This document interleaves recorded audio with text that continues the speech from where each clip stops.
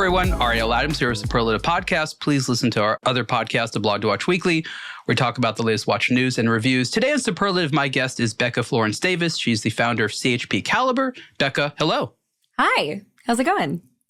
Good. So rather than me try to explain your business, why don't we start with that? What is CHP Caliber and why did you start it? Absolutely. So little tiny bit about me. I was an account executive for Shinola for 5 years. I've worked in luxury goods, though, my entire life. Since I was 18, worked for Stella McCartney, Mulberry, Diesel, lots of accessory companies. And I got the watch bug. And so, I managed 90 plus independent jewelry and watch retailers in the Northeast. I worked with them from 2018 to about 2022. So through the pandemic as well, which was a really tough time for them. And I built really lovely relationships with these people. And when I left Shinola, I did my own thing for a while. And I went to my first watch fair. I went to Wind Up, as one does, in New York. And I was blown away. I was like, I've never heard of any of these brands. They're such affordable price points. Where can I find them? Where can I try them on? As we know, almost all of them are direct to consumer. Some of them aren't now and doing their own retailer thing. So I figured I could be a matchmaker of sorts for these independent brands to get into the wholesale business. And, I'm passionate about it because I've always been about small businesses, supporting small businesses. So I don't really call myself a distributor. I mean, I am an agent of sorts, but I'm really an account executive. I'm not the one buying the inventory, the stores are. And I just saw this opportunity because at watch fairs, as you know, there are lines now around the block of people wanting to try and buy these watches. So there's a need in the marketplace. And so I saw the need and I started my company. February of last year is when I launched, signed my first brands in August of last year, opened first stores right before holiday. And now I'm in, a few different states in the Northeast and hopefully growing more this year. Thank you. It's an interesting model and it has a good chance of succeeding. I think I want to talk about the larger context is an interesting thing. And you're not the only person, but you're sort of just a representative of a larger class of people. And the people is this, they have some experience working in the watch industry. They want to stay working in the watch industry, but they're finding a problem with a lot of the opportunities that are available. Maybe there's not enough opportunities. Mm-hmm. Maybe they're very limiting or based upon business models that you don't believe in or you feel that are don't have a chance of growth in the future. So you end up having to sort of invent your own slice. It's an experiment because ultimately you're looking for something that hasn't really been tried yet.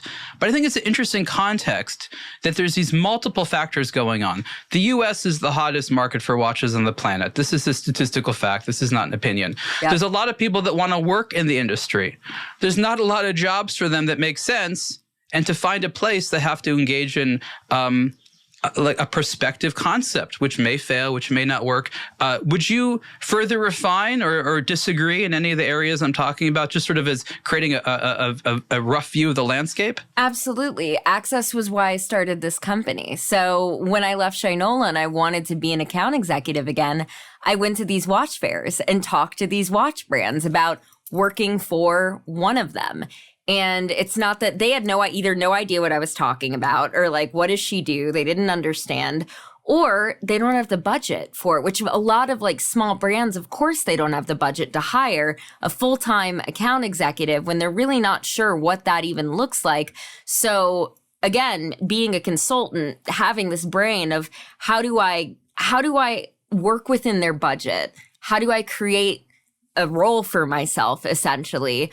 And make it so I can, do the thing I want to do. So I was like, I need to just like create my own company and do that. And so there are a lot of people that would love to be an account executive or, all the big guys have them. Breitling, Tag, everyone has their own little account executive. But some of those guys have been in those roles for 20 plus years because they're really good roles to have. So it's very hard to find those roles within the industry. So yeah, it's about access. I had to create my own access to do something like this. Explain in the watch industry context, what exactly is an account manager and why is it necessary in this market? Absolutely. So an account manager, account executive is someone who is not only, I would say in good account executive roles, they're not only sitting in their office, writing orders, submitting, doing the back of house. Good account executives are in the field. Good account executives are face-to-face with not only the store owners and managers, but the part-time sales associates and the repair teams. And really giving the importance to everyone at a store level. And so what an account executive does is, based on a store's buying preferences, their own clientele, they suggest assortments and opening orders and reorders, and they monitor orders and see what's turning, what isn't turning, what SKUs can we swap out, it's a very, very collaborative role. And I feel like good account executives are all encompassing. They kind of are little sales people, or they're like business owners, but imagine managing 90 plus different businesses with stores at different levels. So it's not only managing one store in that way, it's managing a whole territory. So that's what they do, essentially. I want to dig a little bit deeper into that, because at first glance, it wouldn't seem to make sense. The watches are nice. The people that sell them seem to understand what they want. You, as an account executive, in a sense, even if you work for a watch brand, are acting as an intermediary, kind of a liaison of types. I think of another industry which is as necessary between salespeople and engineers at tech companies, right? The salespeople, engineers never know how to get along. They need intermediaries, often titled like project managers, to actually bridge the gap. But is that what's going on here? Is this sort of a liaison, a gap bridging role that requires you to explain to sometimes disparate people who normally just don't get along what the other side needs? It's funny because it's different in this role where I'm dealing with independent brands that are just so grateful to be in stores and have people buy their product. It's not like I'm working for this legacy brand that, there's all this contention or, they have a view of what they want and exactly how they should look. Actually, it's quite easy. It's easier in some ways working with an independent brand that needs support and that either hasn't been in the US market ever or is just entering the US market because they're so eager to please, right? But then that's also where I protect the brands from also opening in the right stores. Because how many times I would open a store and a year would go by and they would say, well, we're not selling any watches. And the first thing I would say is, well, what marketing have you done? And they didn't do any marketing. So not only am I looking out for these brands that were placed in stores that are going to support them, but I am looking out for the stores because I also do not want to sell them things that aren't going to turn. So, I would say that may be the case in other like more legacy brands, but with these brands, they are grateful for feedback. They are grateful for knowing what's working, what isn't working. And so it's kind of a different feeling than a traditional, I would say, account executive role. You bring up a very interesting dynamic at the watch store themselves, and that is there's certain watches that sell and certain ones that require more effort to sell. It's not that things don't sell, though there are scenarios where just nobody wants the product. That does happen. But there's a certain level of effort that needs to go into most sales. And what I hear from you and from many other people through my nearly 20-year study in this is that watch retailers oftentimes sell themselves short. They have sales they could make if only they put effort into it. They routinely get, we'll call it overly efficient. And there seems to be watches which are sold prior to when you talk with a retailer, meaning the customer already wants it and reaches out for it and asks for it. And those watches that will sell if a story is explained, if a customer matches a particular style to someone who may have not known about it and is introducing something to them. Could you talk a little bit about the sort of reality in the store and the difference between the watches that quote unquote sell themselves and those that require a little bit more work and why that's important to think about? I think there's a really, really interesting case. So one of my, we could talk about this in a case study way. So one of my brands is Sarbamba, and they are, if anyone looks them up, they can see, they're fully interchangeable. Of course, people are going to say what they're going to say in terms of, it looks like a Richard Mille, things like that. It's a lot more than that, and that is not their main selling point. They are great quality, great price point. Now, I will admit and I've said this internally, so I have no problem saying this, they were not my style. When they approached me, I was like, I don't know. Are these going to sell? So they sent me the product and I immediately understood. So I have one store that is really, really not moving that product. And there hasn't been that much marketing support. They've been focused on other things. Totally understand. But there's not a lot of movement. That store also took those watches on consignment. So I don't know if people know that terminology. It's when it's basically a brand lends a assortment as opposed to paying for it outright, and then a retailer purchases it at wholesale cost. And so wasn't super successful. It's totally fine. However, I have another store, Lumos Jewelers. Lumos Jewelers, I met with the owner of the store and he immediately got it. And not only did he buy a huge assortment of Sarbamba, he actually disassembled every single set, put it in a case as a build-your-own watch case, and has now sold from February to now over $30,000 worth of product. He has turned it 2-3 times. And the reason I bring that up is because when a store believes in something, they sell it. They do. Point blank, they do. And I've seen it happen time and time again. And sometimes they believe in it and certain things do work and they don't quite work. But I would never underestimate the power of like a store that actually is really excited about what they're selling. Like that is why my strong belief, and you could hear me go on a tangent, is that the part-time sales associate that works on weekends, that's retired but loves what he does, is just, if not more important, as the one who's like buying the product. They're the one that's selling it. So, yeah. Thank you for the explanation. So I want to point out something that is, I think, very important to understand about the watch industry. And that is that not all, but most wristwatches require active sales. Somebody needs to engage with a customer, feel confident about it, say positive things about it, explain what it is, push a little bit. It's that way kind of with really all art, fashion, things like that. There needs to be an enthusiastic party on the other end. Now, the first person should be the person who makes those watches, the designer, the people that own the brand. Like those should be first and foremost, like the people that are able to sell it. The problem is those individuals can't meet every customer. Some brands that have low enough production, those people do meet every customer. Mm-hmm. But for most brands, that's just not feasible. Some brands take the approach of saying, we're going to have our own giant list of salespeople, individuals that understand and the product and know how to sell it. But again, that's not realistic. So most brands need to work with a partner, the retailer. And this is where I think things get interesting and where professionals like yourself come in. It's a matchmaking process. Yep. It's not a process of, oh, you sell watches, you can move this. The people who sell it have to genuinely understand and be enthusiastic about it. Without that, it's just a object that they're trying to sell at a price. Yep.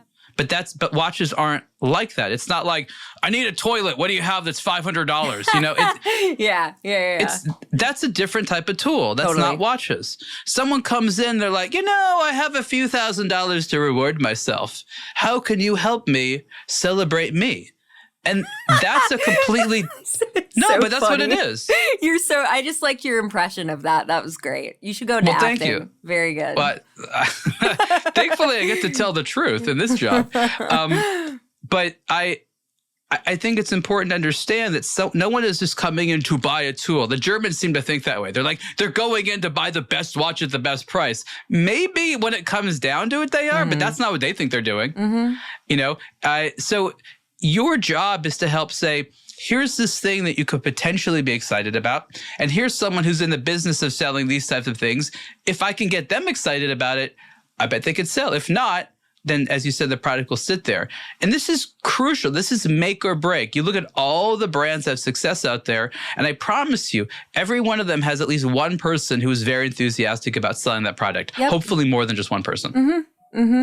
And something about that too that I want to piggyback off of is presence in stores. I mean, after the pandemic, you know how many meetings are happening on Zoom, and like even I did product meetings on Zoom when I had to. And traveling is expensive and being out on the road is hard. This is not a position for the weak. If you're doing it right, if you're account executiving right, in my opinion, you are in stores traveling. Like that is what you're doing. And, there have been stores that will not take my concept. And the reason why is they say, we have this independent brand. I haven't seen their rep in a year and we're really not selling with them. So they have that negative impression of an independent brand that actually hasn't had in-store support for a while. And that happens in, in these places where maybe they have someone, they sell their first assortment and then you never see them again. And that's not really the way to go. That's not how you win over these indies. You have to be there in person. The problem is that from the outside, no one knows this, and they try to judge success based upon the product and the price point. They're like, that brand seems to be doing really well. How can I reverse engineer it? Oh, I'll look at their watch. Mm-hmm. I'll look at what they say about it, how they price it, and they think they've got that figured out. The reality is there's other things happening in the background which have nothing to do with the product or the price point, that have to do with, as you're saying, servicing, education, getting people excited, relationship building.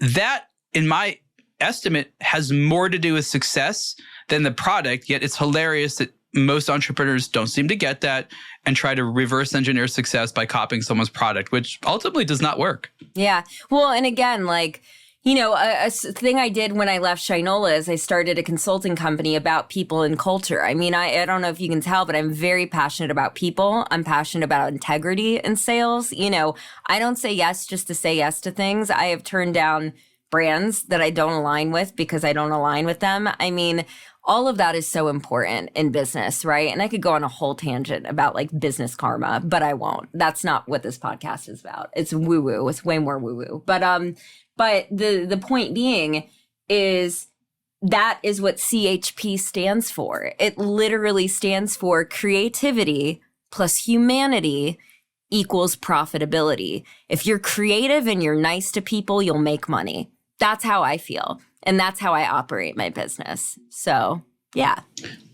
Let's illustrate the market a little bit for the brands out there that are targeting the U.S. right now, know they need to be here, but may not have realistic expectations of what that even means. Describe, imagine that there's these people you're speaking to in Europe and Asia who are curious about whether or not their brand can do well in the United States. What would you tell them if they have very little experience? Try to paint a picture of the marketplace and some of the realities. I absolutely will. So I think that's a great question and why I started my business. So these buyers and owners are inundated with emails on a daily basis from vendors, from suppliers, from people trying to sell them things. You could have the coolest watch at the coolest price point with the coolest story, and they won't open your email if they don't know you.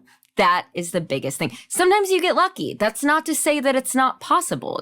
Sometimes they do open the email, or say if they're an enthusiast and they love watches, they may get your email and get really excited.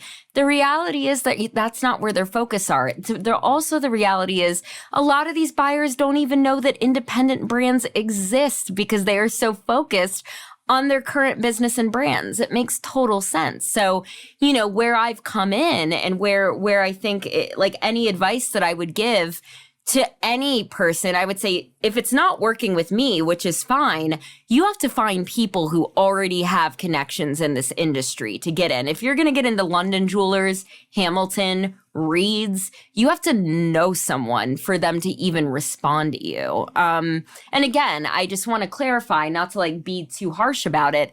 It's not because your product isn't great. It's not because you don't have a great story. It's because they will miss you. They may just miss your emails and they don't have time to respond. So that's the reality, is you have to know someone to start getting into this marketplace, in my opinion. And when you get to know them, what are the things that they care about? Obviously they have concerns, hesitations, hopes, and fears. I know that every retailer and region is a bit different, but explain some of the things that are on their mind, because I think their psychology is not only crucial to actually having success, but it's also very, I guess, difficult to see from afar. And likewise, if you're comfortable saying all that, at the same time, explain to the retailers here some of the psychology in the minds of the watchmakers that might not be obvious to them. Absolutely. So operations, repairs, after sales, those are the things that retailers care about. The biggest client contention is they can't get a watch fast enough. They can't get a repair back in a timely manner. They don't have good communication with the brand. Maybe they place an order and it takes, X, Y, or Z long to get to them. Pop-up invoices that they aren't expecting. They want brands that are easy to work with. And so one of the things I do when I vet brands is I ask them about all of those things. Because do you have a repair center in the US? Do you have a US warehouse? If not, what's the average of your duties and taxes coming in? Like, how do you plan on managing that? And if they don't have answers, that's a part of what I do is help them get to those answers or figure out how to engage in that way. But I would say, yeah, the biggest pain point for the retailers are operations and repairs, hands down. You could have a great watch, have, again, great product, great story. And if you sell a client a limited edition watch and for some reason it's reallocated to retail and your client isn't going to get that limited edition watch, you will ruin relationships. And so it's also about making promises that you can keep in terms of being a brand, making a promise. You're going to give them these X amount of limited editions. And then what if you sell those limited editions out online? Are you going to try to move some of these units to your own DTC? Would be a very bad idea, because then wholesalers that have promised them to their clients will have to say they have disappointed clients. So there's a lot of minutia that comes into being in wholesale and entering wholesale. Not only entering it, but caring about the wholesale client. Like, those accounts is very important. So, yeah. Why? I mean, I know this happens all the time, but why is this such a situation where people make promises they can't keep? Is that, it's a very common problem. Why does that happen? I don't think it's intentional. I think they try, and I think that sometimes it's really hard for companies to see the forest beyond the trees. They think that, oh, well, our client bought it directly from our website and we should accommodate. Like there's this weird thing that happens in retail, and I'm talking about hard stores, like retail, like say if like Tissot had I'm just throwing it out. Tissot has their own store, but they're also carried in wholesalers, right? So their client versus an independent wholesaler. The thing is about the independent wholesale industry is there's a lot of family stores, but some people don't know. I mean, like Reed's has like 60 or 70 locations. Yes, they're family, but some of them are huge. I mean, they're huge accounts, but that there are some clients who will never, ever shop anywhere else but their family independent jeweler. They will never go to a retailer. They will never go to a tag store. They just won't. They don't have the access. And so the whole point of also me wanting to get these independents into these independent jewelry and watch retailers, and this is going to sound really ambitious, but it's like, who's deciding who the next Tag or Tissot or Seiko or mid-level price point brand is? Who is that? You want to know who's going to decide that? Who does well in these independent jewelry and watch retailers? That is what is going to decide who that next brand is. And right now, there hasn't been an avenue for new independent brands to be in those stores. And that's what I'm trying to create. That's what I'm trying to give access to. Respond to the sentiment that some people feel they don't need any of this. They're like, we're a direct-to-consumer brand, or that's what our hope is, that we'll be able to sell from our website or maybe our own efforts directly to consumers. We don't even need retailers. That's not a universal sentiment, but it's still a very popular sentiment. Mm-hmm. Is that legitimate? Does that work? I guess it does for some. And maybe most importantly, why do so many companies seemingly abandon that and then say to themselves, oh, it'd be nice to have some retailers? Okay, how do I answer this question? I was going to be like, how do I be politically correct about this? But I'm never politically correct about anything. I think some of it's ego, which is fine. I get it. You want to build your own thing. You want to do your own thing. You want to be this, presence in the marketplace.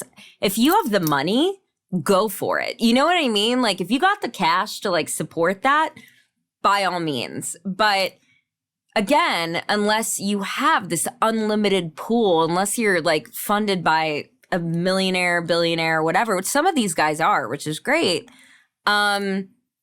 you're never going to have enough locations for you to be that next stalwart. You're going to have to rely at some point on these indie retailers that are in Utah or in, Montana or in somewhere to get your brand out there. And if you want to be a global name, I think it's funny. It's like reverse engineering. There are some brands I talk to that are like, yeah, we've talked to Nordstrom or we've been talking to these big doors. And I'm like, why are you going there first? Because that's not the way to go. You should start with these indies, get a big name or get a good presence. And then that's when you approach those big box retailers. And then maybe that's when you build your own stores and you do that. But there are brands that are successful and there are brands, that'll never be in wholesale stores. And that's okay. Like high-end artistry brands or brands that are really niche or they only make 50 watches per SKU.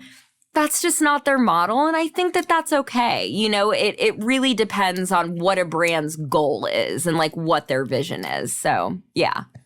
Thank you for that. But I want you to dig in a little bit deeper because let's be honest, a lot of brands begin with a model that says, I'm going to sell direct to consumer. I'm going to price my watches that way. I believe that that's what's right for me. I believe that's attainable. And then they pivot. So then they say, retailers might be nice. And I think that that's an interesting thing to talk about because it's so common.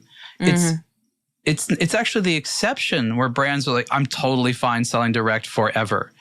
I think it's important to talk about why naturally brands just fall into a place where like, oh my gosh, some partners might be nice.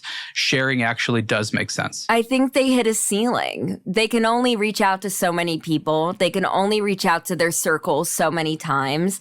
There are a guy that I can tell you this just from being in stores. There are people that love watches. I was one of them that had no idea these independent brands existed until I went to a watch show. And so I had spent so much time in independent jewelry and watch retailers. I thought I knew all the watches, look at me. Had no idea, didn't even scratch the surface. And so this is a new client for them. This is a client that would never hear of them otherwise, unless it's carried at an independent store where they're like, hey, we just decided to take on this really cool new indie brand. They're like, what's an independent brand? And you have someone who may have been going in to be like, oh, I like Seiko. I'm going to get a Seiko. This is what's happening with my accounts. And they're redirecting them and saying, yeah, but look at this cool brand. I'll give you a really good example. Mills Jewelers in Lockport, New York. So they have a micro assortment of Sarbamba and Briston for now. And they're sitting next to another brand that I just, I don't even remember. It's like Citizen or Seiko or something like. They're sitting next to another brand like that. And Briston is outselling that other brand because it's a great price point.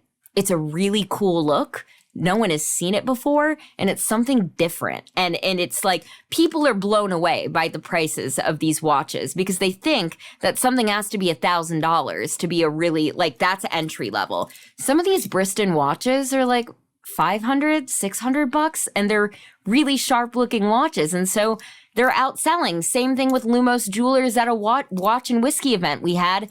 The indie brands did 50% of the overall revenue for that event, outselling Hamilton, Seiko, Tissot. So the proof is in the pudding. Like, it's getting the reason why these brands are pivoting is because they're seeing that they're hitting a ceiling with their current clients. Sales are slow. They're very consistent. They don't know how to get new clients. This is the way you get new clients, is by being in these independent jewelry and watch stores. It's client acquisition as well. Thank you so much for that. I mean, a lot of it has to do with the differences of expectations and cultural realities. People have certain expectations and they're met with cultural realities, and there's different ways of approaching how they deal with that. And I think that one of the interesting cultural differences between at least Europe and the United States is what I call the importance of comparison shopping. It's very different in Europe compared to the United States, but the average American consumer is accustomed to seeing various types of similar products in the same space and then making a personal decision about which option they want. I'll give you a perfect example, toothpaste. There's like an insane amount of toothpaste brands. Yeah. There's even more in Japan, actually. But you go to Europe, there's like the 3 available. You're like, what? Like, I'm used to like dozens of options. Like all these, I don't even know how they're different. But That's like, funny. I have this wall thrown at me. You buy a car, there's like an auto dealer district. You just drive down the street and you're comparison shopping. You're like, where do I want to go? Which cars do I like the best? And with watches and jewelry, most people are accustomed to going to an environment where they see different options at different price points and saying what works for them. There's a lot that works about that way. It does create, a situation where not all brands will sell in the same way, but that's just sort of the way it is. And it's, Totally. I think it's very advanced because it's very sort of like natural selection-y. You try, you adapt, but ultimately if you fail, then you fail in that space. And that's fine. That's the way it was meant to be. You try again. These brands, they want to interrupt evolution. They want to limit the exposure. They're like, we're threatened by the competition. We're threatened by alternatives. Such a mistake. But the U.S. consumer is going to revolt against that for the rest of our lifetimes, right? So this idea that they're trying to force U.S. consumers in a constrained brand-only environment when the consumer's like, but there's alternatives, is fundamentally culturally wrong. Okay, yeah, I could riff on this forever. So let me tell you something else about like my concept and what I do, because that's exactly why I created it. So a lot of brands also have a lot of SKUs, right? Some of them have like 100 SKUs. They have like so many SKUs. And so they're looking to get into wholesale. They're like, boo-doo-doo-doo-doo, I'm going to show you my line sheet. If you get a meeting, then you tell a buyer that's never heard of your brand and you got the meeting and they may be like you, okay, you need to buy a minimum of 40 SKUs. Never going to happen. Not going to work. So this is what I created. This is also the difference. Yes, any one of my retailers can buy a full assortment. They have. However, what my original concept and idea is 2 feet of case space. It says the future of independent watchmaking. And there are 3 to 5 brands each at 5 to 10 SKUs each, focusing on these cool, new, and up and coming brands. And what that does is it allows retailers to test. It allows them to see if something resonates, if it doesn't, if it works or if it doesn't. And if it does, they can expand on it. And so the brands that have worked with me are not only just great brands, super open-minded, willing to do something that's a little maybe uncomfortable for them. And then there's payoff. Like again, that store at Mills is going to expand to a full Briston assortment because they're doing so well with it. And they turned it 2 or 3 times. Whereas if a brand was really strict and like, no, we'll only go if you buy a full assortment, good luck. Good luck with that because it's not going to happen. And so I think that also plays to choice. If they have choice in a case of these cool brands, it's only going to help sell each other. And I've seen that time and time again. So I'm a big fan of that concept, and I agree completely. So let's talk more about your concept in principle. You've hinted at it, you've discussed elements of it, but really break it down. What is it that you're doing? How are you, introducing brands? How do you make money? Just explain in very simple terms, sort of like who you are professionally and what service you're offering. Absolutely. So what I'm offering to brands is help breaking into the US marketplace. And, I am offering, so I have 2 kind of things going. So one of them is just being a normal signed brand, right? So with my signed brand, so I currently have Hampton, Sarbamba, and Briston. What I do in turn is I travel with their watches. I set up buyer appointments. I introduce the CHP Caliber, the CHP Caliber concept, which is either this micro kind of assortment thing, or if they like 1 brand, 3 brands, they can choose to buy all 3, choose to buy 1. It really is if I locked them into a certain buying thing, this wouldn't work because every store is different, right? So I really give them a lot of choice. What I also do with brands is I help them prepare their line sheets, their corporate decks, see what their operations are like, tell them what the retailers are going to expect of them, help them with their in-store marketing and messaging and what that looks like. I also am helping these brands. I give them very honest feedback about their website. And I say, I don't think this is working. This is what the retailers are saying about your website. This is the impression your website is giving. So sounds like I do a lot, and it's because I do. I'm not just a salesperson. I'm someone who's really trying to support these independent brands and get them case space in the US. Now, there's a second part of what I do that was inspired by one of our conversations, but also I think it's just a brilliant idea. It's called the Access Lab. So when I went to Geneva, I was poised with a really, really great problem of having a lot of brands that want to work with me. And I'm in meetings. My day tomorrow is back to back. And some of these, while I like them, I don't think they're quite ready to enter the US marketplace fully. And they also don't think they're ready. It's not just my decision, it's a mutual decision. And so, or it's not that they're not ready, but they really want feedback. They want to know what SKUs are going to work, what aren't. Is their pricing good pricing? You know, what it's all about viability. And so the Access Lab is a 3-month program. It's a retainer, but then there is a little commission if we do end up selling during that. But it's really not a typical sales program. It's a market test. You know, it's really what I'm also gathering is a group called the Access Lab Retailer Group. That is my own personal group of buyers, of owners, but also of sales associates, of repair employees, and some select watch aficionados, not all, the ones that I think that have something important to contribute, that will be giving actual feedback on all of these watches and all of these watch lines. And that is access that I don't think a lot of people have. And so now there's 2 ways to engage with me. If you're a brand starting out and you really want to see what's up in the US, you can work with me. Or if you're locked and loaded and ready to go, because some of these brands are so ready, they have thousands of wholesale points of sale overseas and they just need someone to get in, then it makes sense for them to be a fully signed brand. And the way I make money is I do work on a retainer. I do take commission, all of that. But again, it really is dependent on what stage each brand is at. You know, I can't offer the same thing to everyone because some of it's going to take more work than others. So yeah, that's what I do, essentially.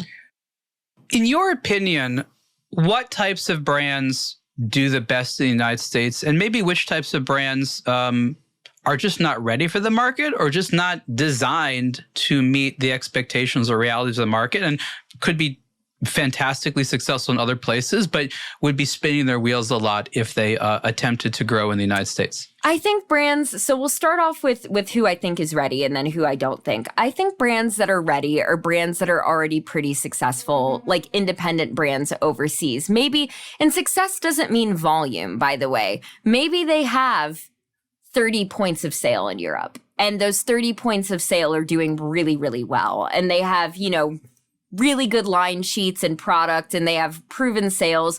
Or again, there are some brands that have, there's a brand I'm talking to that has thousands of points of sales overseas. And for some reason, which I know the reasons, but they can't break into the US market. So those brands that are already selling in wholesale that really want help just getting in the US wholesale market are really good brands to work with because they have all the tools. They have a lot of the tools ready.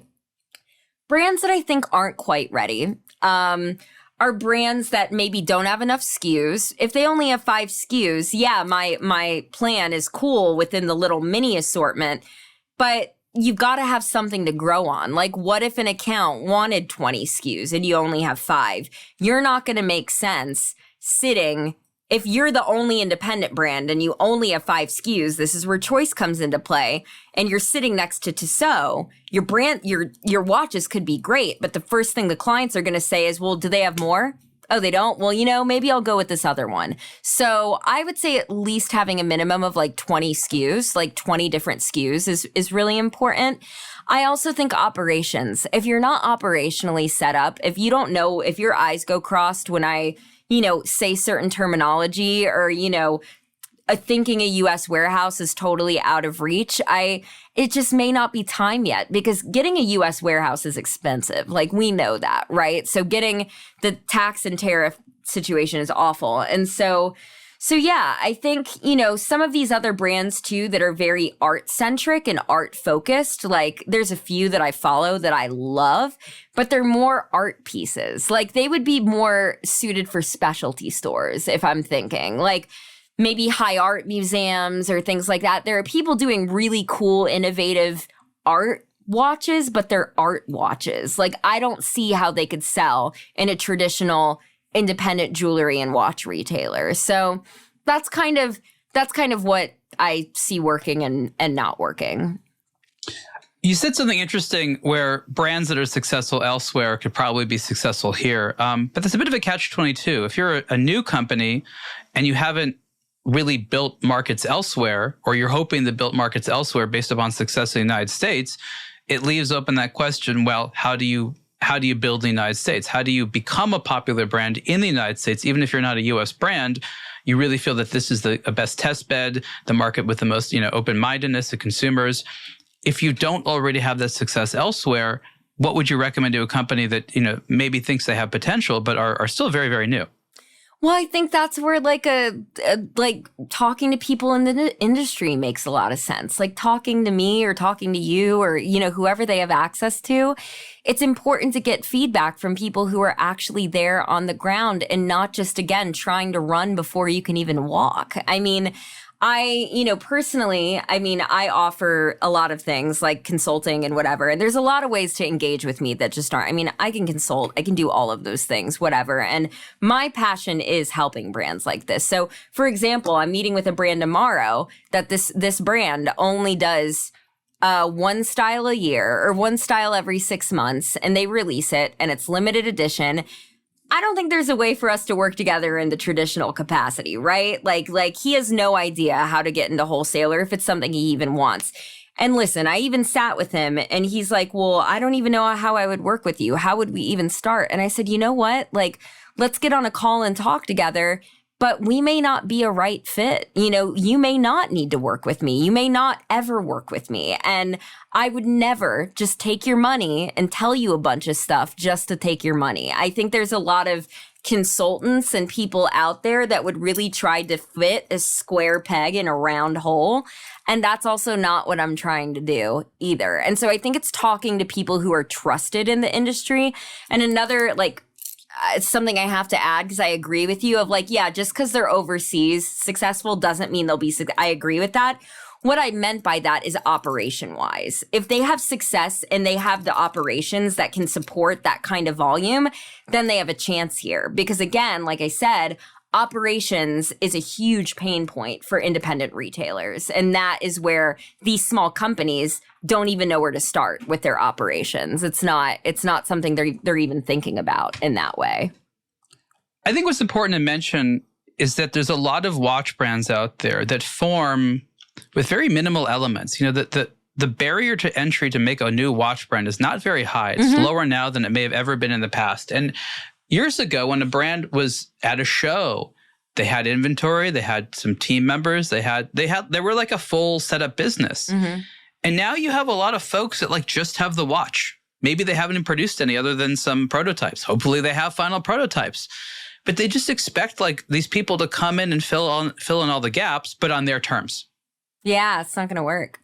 And that's goes to what you said is ego. And I think it's a beautiful thing, but it's also kind of an amusing thing where there's a lot of folks that come into the space with enormous confidence and enormous passion as well. But they're so overconfident. They're like, I have a product better than the others. The market will help me find my way. Well, the market doesn't care. Yeah. And everyone else doesn't want your product. There's already enough of them there. No one's going to just, put their arms around you and say, welcome, let's help you make money.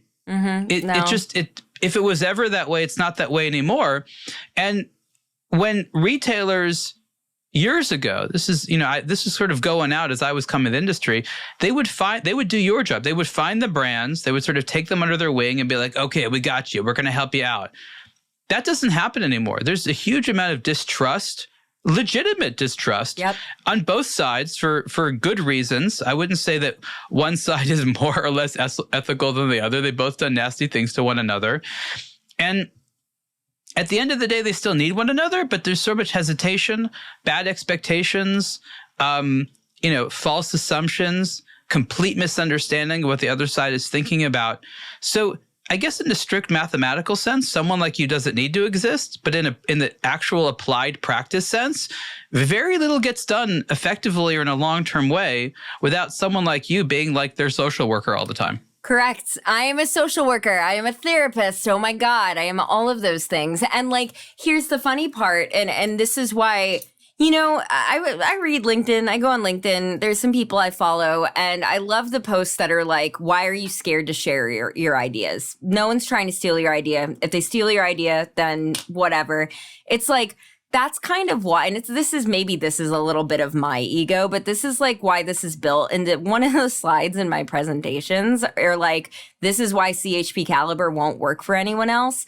And it's my buyer, George, who sent me a video of a testimonial talking about how he will always work with me and that he wants brands that I'm working with. And the reason why I include that video is because what I've discovered, and listen, one of my accounts is the sister store of Lux Bond and Green. They're a big deal. I love them. I love Cassie. I love Charlie and all of them.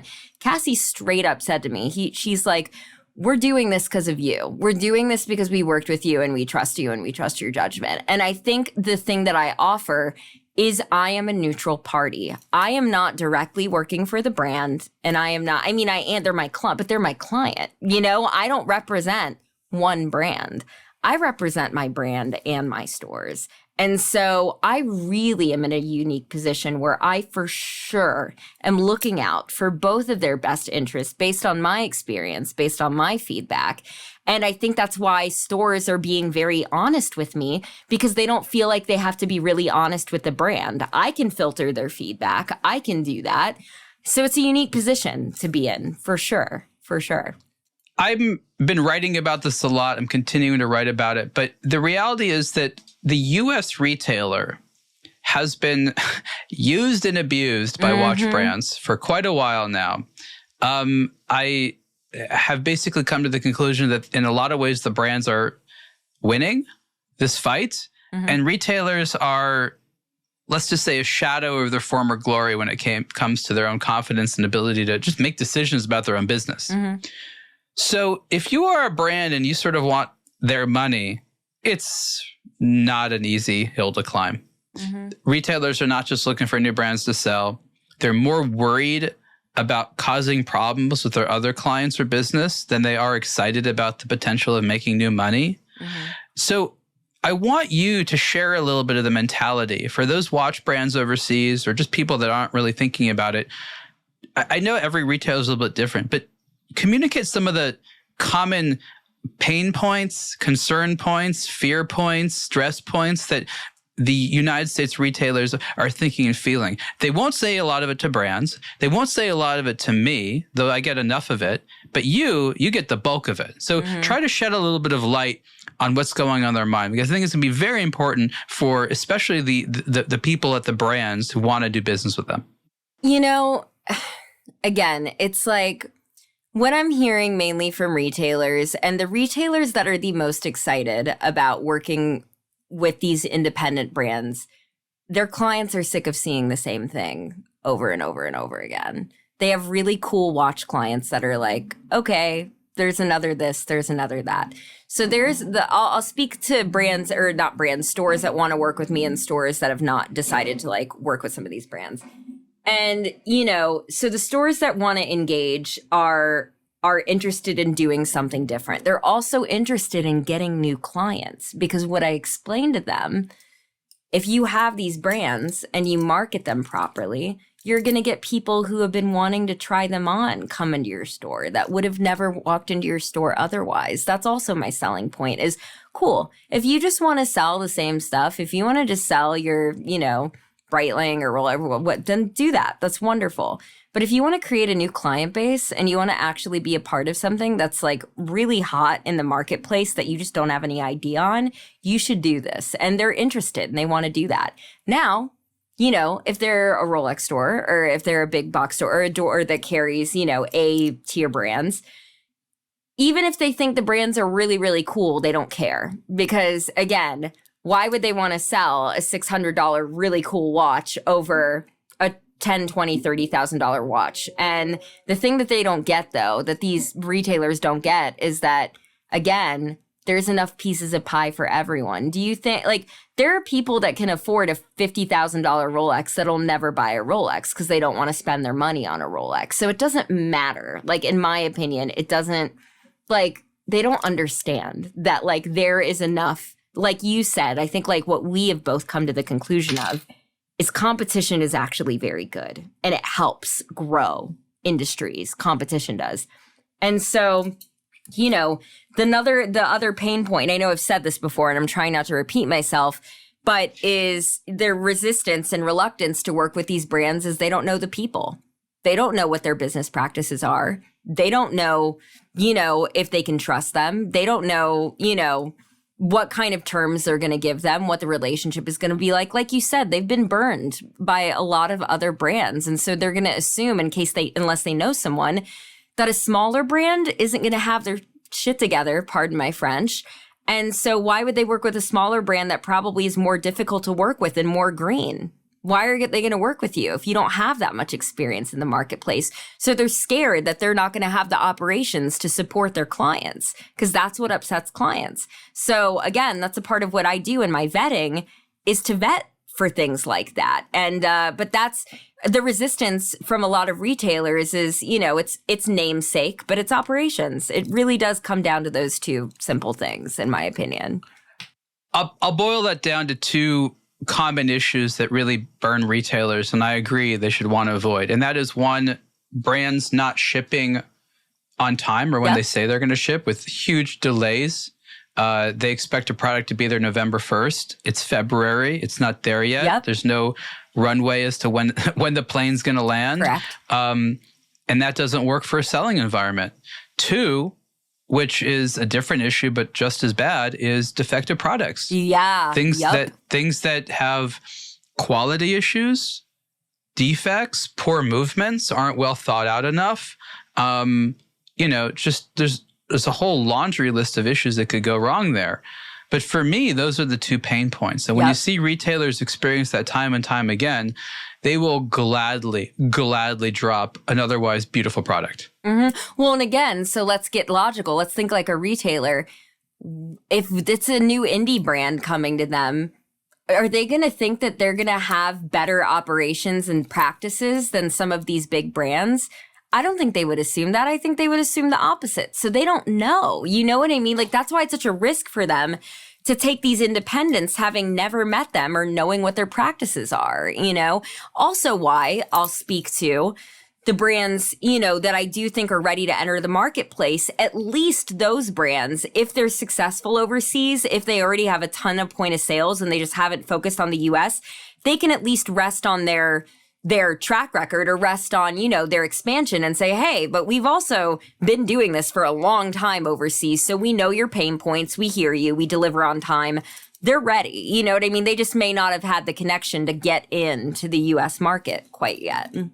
I mean, how big of an issue are those things with products not delivering on time and having problems? Because as I see more and more brands get bootstrapped, focus on, you know, backer money, pre-orders, it seems like the amount of money that goes into starting a new brand is like going lower and lower and lower. And you're right there on the ground. Is there an epidemic of bad product out there, or is it just sort of as normal? A lot of it's good, but some of it's still pretty crappy. No, there's definitely not an epidemic of bad products. No. Like that's not what I experience, at least. It's not about that. It really is. It's actually more so about, like, again, listen, Every brand, no matter how well it's built, sometimes a defective product gets out. Like, it just happens. You know, it's human error, right? Like, things happen. It's how you fix it and how you manage that is the point, right? Like, are you going to give the retailers a hard time? Are you going to ship them a brand new watch? Like, what are you going to do to, especially if you're a new brand and you're trying to get your name out there, are you going to stand behind your product? Are you going to eat some cost on some stuff? Because you're going to have to to make it worth it for these retailers to trust you, because it's all about trust. These retail, I've had a watch come in from even a brand of mine that was like, oh, like this thing isn't clicking in well. They don't care that happens. They want a replacement immediately. And as soon as they get that, they're fine, So it's not to say, oh my God, you have to be perfect in everything. It's how you actually repair, not even just the watch, but repair the relationship, and how you actually manage those things in real time is very important. I think the last issue we'll talk about is what I call the expectation of manipulation. And not all brands, but certain brands seem to feel that if they have the right people, you or media retailers, they can have a manipulation partner. They can sell something that isn't competitive. They can lie to the public about something. They can do a shortcut. I think that's the word I'll use, is shortcuts, is people expect that the right partner will give them shortcuts. And that dismays me. And I don't necessarily know what it's like in other markets, but the United States is not a shortcut market. You might be able to find a niche that allows you to grow very quickly, but this is not a market that tolerates shortcuts.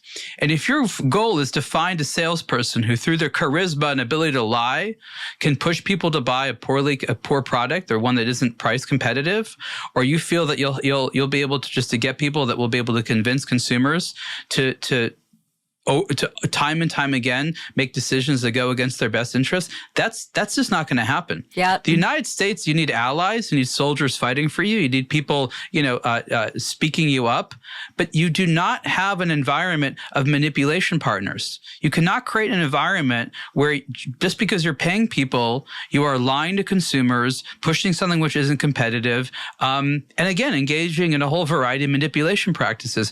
I see this happening a lot. I see people thinking like, oh, the right salesperson, the right media, they're going to get us in. They're going to tell consumers that we're great, even if we suck.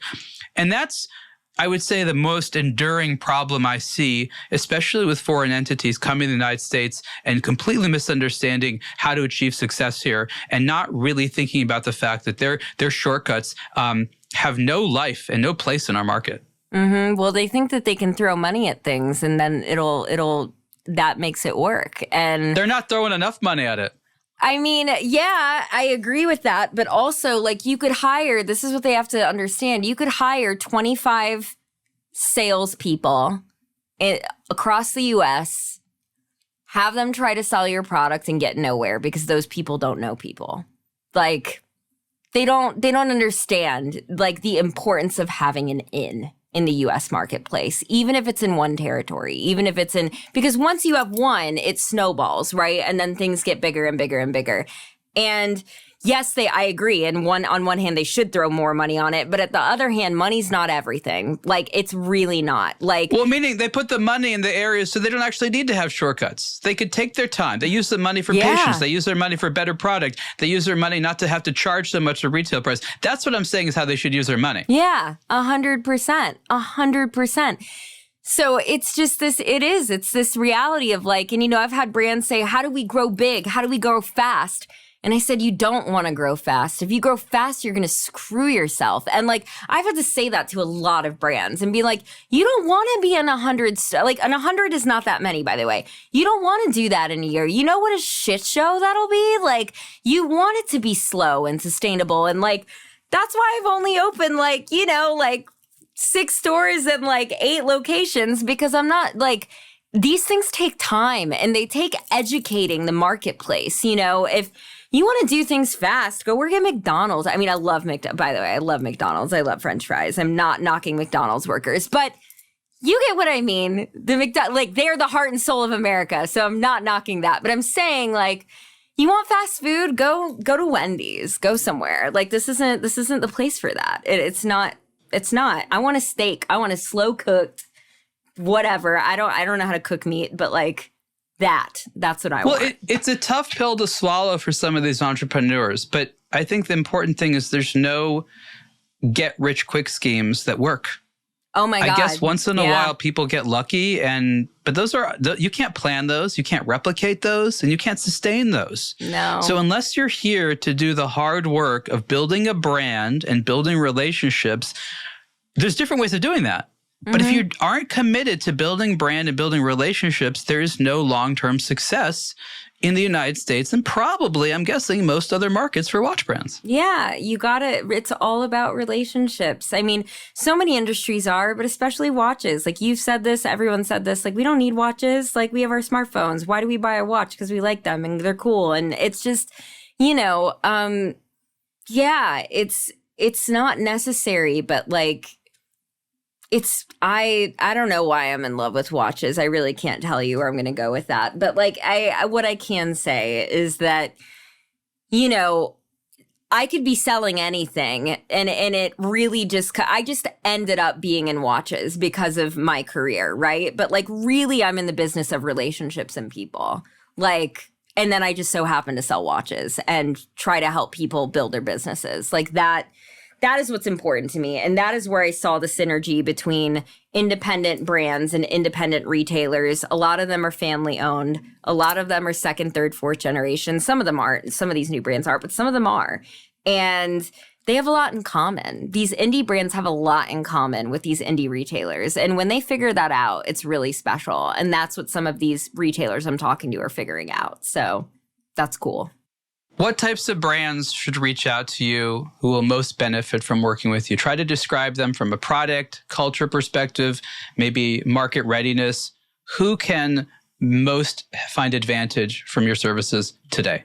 People, so I'll start with people who are collaborative, who aren't afraid to take risks, who are ready to do something a little different, that aren't like stuck with the traditional model of selling watches because it's not going to work. So people who kind of are doing things differently in their own way, SKU-wise. I do think having a minimum of 20 to 25 SKUs is important. Not a deal breaker, but I think, say we enter with like 5 of your top sellers and they want to put in 25 watches, I feel like they should be able to. So I think that's a good number. Could be a lot more, could be 10, but I think 20, minimum 20 is great. Brands with a story. I saw some really cool brands in Geneva, and it was clear to me that they were just watch manufacturers making cool watches, which is great, and some of them are great.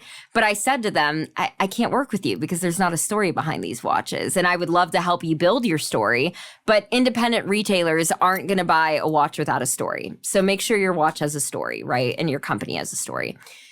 I think also brands that maybe already have some wholesale distribution, even if it's in a small way, if you have some, then you do have some minimum, at least expectation of how that is going to go. And then for all of the other brands that are in an exploratory phase, I think that there's an opportunity to partner with the Access Lab. And if you want me to bring your one watch, there's a brand I'm about to meet with that only has 2 watches.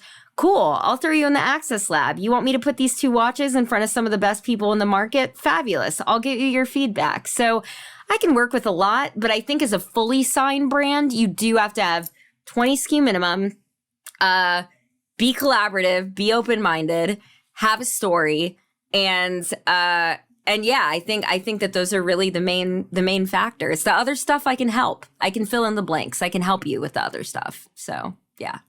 Becca, where can people learn more about you and your business on the internet? Totally. My website, chpcaliber.com. You can also follow me on LinkedIn. I post a lot of fun stuff on there. My name is Becca Florence Davis. I have an Instagram, but I'm really bad at social media. It's CHP Caliber, but so follow it. That's fine. But really, I would say actually the main places are my LinkedIn and then my website. I post updates quite frequently. And on my website, if you click sign up for newsletter, I do send some handy dandy newsletters. So that would be a good way to keep up with what I'm doing. This has been the Superlative Podcast interview with Becca Florence Davis. Becca, thank you so much. Thanks, Ariel. It was great talking.